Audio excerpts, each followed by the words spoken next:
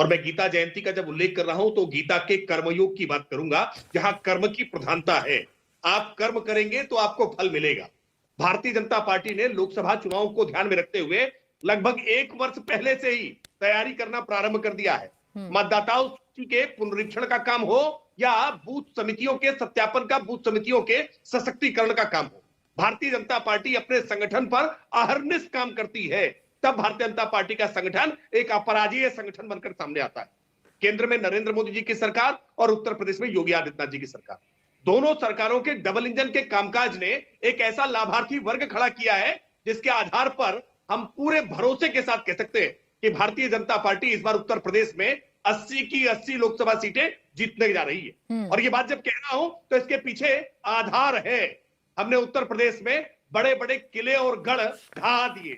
मुझे याद है कि कैसे उत्तर प्रदेश में कन्नौज को समाजवादी पार्टी अपना गढ़ बताया करती थी। कन्नौज से डिंपल यादव जी को चुनाव भारतीय जनता पार्टी के कैंडिडेट ने हराया। कैसे राहुल गांधी अमेठी को अपना गढ़ बताया करते थे और अमेठी से हमने सबसे बड़े कांग्रेस के नेता राहुल गांधी को धूल चढ़ा देने का काम किया। ठीक है। कैसे आजमगढ़ को यह अपराजय माना करते थे, लेकिन आजमगढ़ में भारतीय जनता पार्टी ने कमल का फूल खिलाने का काम किया है। तो जो इनके गढ़ थे, राकेश त्रिपाठी जी, इनका कहना है मुद्दे अब बहुत सारे हैं, मुद्दे अब बदल चुके हैं, जनता के सरोकार के मुद्दे विपक्ष उठा रहा है। देखिए, मुद्दे ये जितने भी उठाने की कोशिश करते हैं, ये सारे मुद्दे इन्होंने मध्य प्रदेश में भी उठाए थे, ये सारे मुद्दे राजस्थान में भी लेकर गए थे, ये सारे मुद्दे छत्तीसगढ़ में भी लेकर के गए थे। लेकिन भारतीय जनता पार्टी के प्रति जिस तरह का आशीर्वाद, स्नेह लोगों का दिखाई पड़ा है, ये नरेंद्र मोदी जी के प्रति, उनकी गारंटी के प्रति अब लोगों की आस्था में तब्दील होता हुआ दिख रहा है। ये भरोसा आस्था में बदल रहा है। इस बात को शायद ये समझ नहीं पा रहे और इसीलिए पीडीए का राग अलाप रहे। ये जब तक जाति मजहब के समीकरण बनाते रहेंगे ना,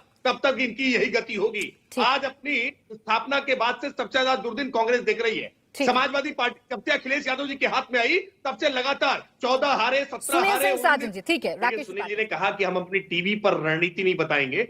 हाँ, टीवी पर यह जरूर बताएंगे कि कांग्रेस चालू पार्टी है और उसके नेता चिरकुट नेता है। ये टीवी पर बताने का काम जरूर करेंगे। ये इनका अलायंस पार्टनर का ये रणनीति है। अब उसको भी रणनीति बताएंगे कि कैसे चालू और चिरकुट, ये बताते हैं रणनीति के तहत। मैं दूसरी बात कह रहा हूं, सुनील साजन जी ने कहा कि रेल बेच दिया, एयरपोर्ट बेच दिया, पोर्ट बेच दिया। अरे सुनील साजन जी, अखिलेश जी पर आय से अधिक संपत्ति का मुकदमा चल रहा था।